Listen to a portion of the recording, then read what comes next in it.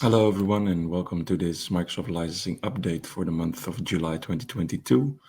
A bit later than you expect from us. That has two reasons. One, Microsoft was way slow in releasing the July updates. And two, I was off sick, still not feeling 100%, but slowly getting back to work. So without further ado, I'd like to dive into this update. And there's a lot of things on the screen, as you can see. Not a lot of big, shocking revelations yet. We expect to hear new Microsoft licensing news in the coming weeks or months. The summer period is usually when Microsoft releases any large and shocking changes. So let's wait and see what happens there. Now, looking at the product terms first. You can see that there's a lot of items here. Audio services, they removed the reference to business voice as it's no longer a supported offering. GitHub, they removed GitHub Learning Lab. It's no longer offered. And they all added a link to the use right terms that govern access to the GitHub Enterprise software or the online service for preview. If you look at the web page, you see indeed that any references to GitHub Learning have been removed. And the training and evaluation clause was updated with the stated link. Microsoft 365, they updated the entitlements for AI Builder credits for SharePoint Syntax from 1 million credits with 300 plus SharePoint Syntax licenses to 3.5K credits per license. That is reflected on this page here, where you can see 3,500 AI Builder credits are included with each SharePoint Syntax license. Now for Azure, a lot of updates here. Let's go through them. This page is getting bigger and bigger. They added the Azure Arc enabled SQL Managed instance to the qualified license list for Microsoft Azure Hybrid Benefit for SQL Server. And if you have an Azure Arc enabled SQL Managed instance and you have SQL Server enterprise licenses with software assurance, there's a one-to-one core mapping. And if you have SQL Server standard core, there's a 4-to-1. So if you have, there's one Azure Arc enabled SQL Managed instance running and you have software assurance on your SQL licenses, you can reduce cost by leveraging those in the cloud.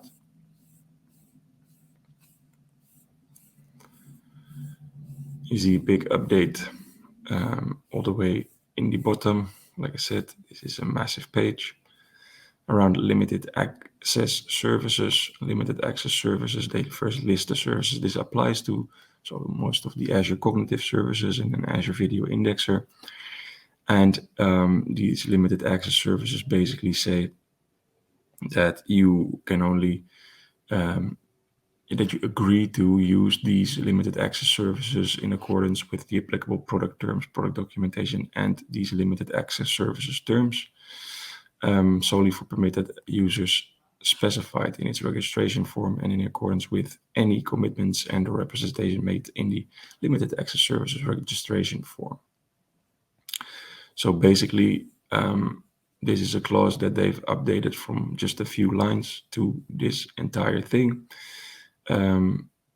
stating that you should stick to these services rather than what is broadly acceptable for the Microsoft Azure services, and that they may reassess the eligibility to access and use these services from time to time if Microsoft determines that customer no longer meets Microsoft eligibility and use criteria for a limited access service, or that customer does not meet eligibility and use criteria for a service that has become a limited access service. Microsoft will provide customer 12 months notice before discontinuing customers' access. Now, on to Dynamics 365. They updated the dual use rights table to also allow Business Central dual use rights. And they have updated the prerequisites table a little bit. No changes to the amounts here. but just the naming convention is differently. Then on to Microsoft Cloud for non-profit. There used to be a standard plan, but there's now just one Microsoft Cloud for non-profit plan, a plan 1 and a plan 2. And they updated that you are also allowed to use academic licenses in order to add the Cloud for non-profit license to your tenant. Office 365, they updated the add-on table to remove retired services. That's listed here. Skype for Business Online Plan 1 is obviously end of life. There was a reference here, Office 365 E4, no longer present. And they removed the multi-geo capabilities in Office 365. Not sure why. I think still customers might be using that, but they might already be running ahead of things. Then in the program supplemental terms for the Microsoft customer agreement, the cancellation policy was rewritten. Subscriptions must be cancelled within 7 days, 168 hours from the date and time an order is placed, or from the subscription start date, if later, except where otherwise required by law. For details, see this link. Subscriptions cancelled within the applicable cancellation period will receive a prorated credit or refund for unused time calculated on a daily basis. So if you visit this link, you go to the Cancel Your Microsoft Subscription page, where you can learn more on how to do this. Now for SharePoint Server, I apologize. Simple clause added, active software assurance or a subscription license is required to run and access SharePoint Server Subscription Edition software, Server and Cal. This was added because you can obviously buy subscriptions now already in the CSP program. And in the future, Microsoft will move to a newer version of SharePoint Exchange as well.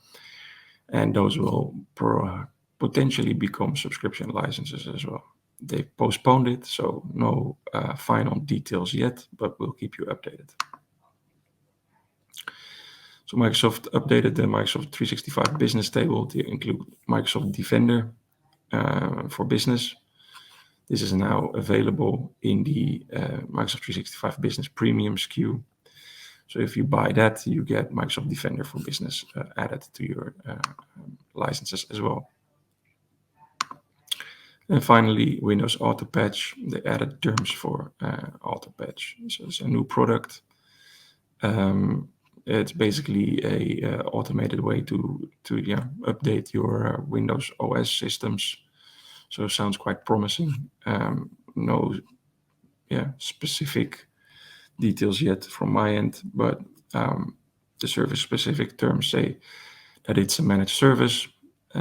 Windows Autopatch includes an online service component and supplemental professional service component, and which is subject to the professional services terms linked here.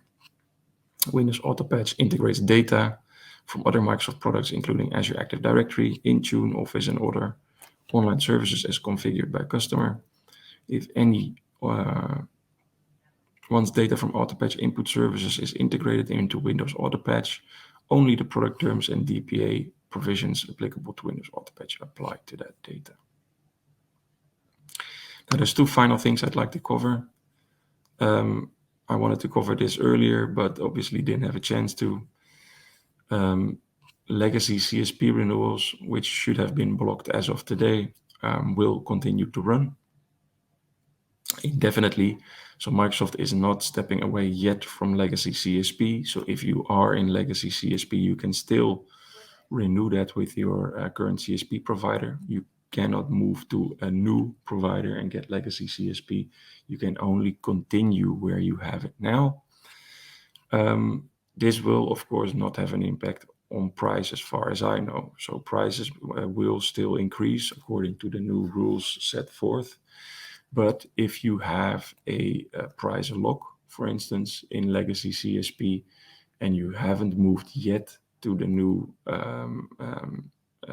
new commerce experience, then you can write out your price log for the coming period that you still have it. So usually what was supposed to happen right now is you should have migrated over to NCE, but any customer that hasn't done so yet can still remain on the legacy CSP platform. And if there is still price protection in place because you signed it up, I don't know, somewhere before the March timeframe, you can still have that price until the end of your term.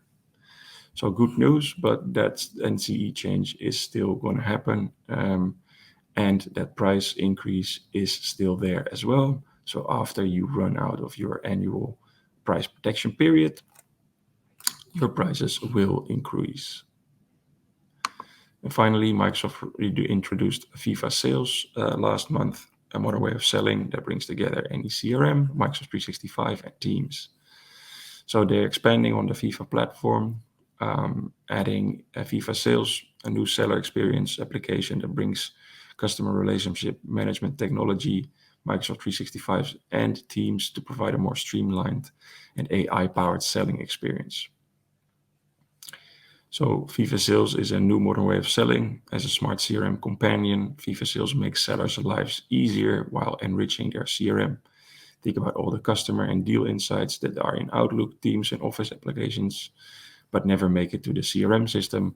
These insights are hard to capture because the seller is tasked with entering data manually. By enhancing the CRM system with customer engagement data from Microsoft 365 and Teams, Viva Sales empowers sellers to be more connected with their customers, resulting in more personalized customer engagements.